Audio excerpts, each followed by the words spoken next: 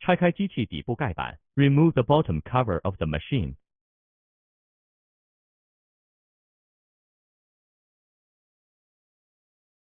取出软管 ，take out the hose。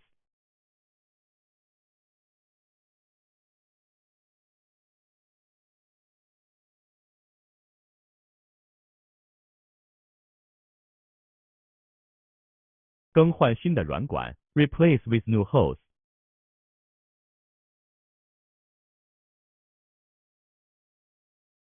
两端水管接吻插到底 ，connect the water pipes at both ends and insert them firmly into the bottom。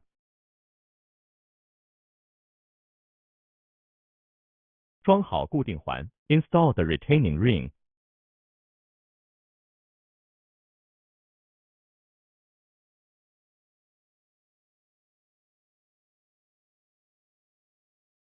安装底部盖板 ，install bottom cover。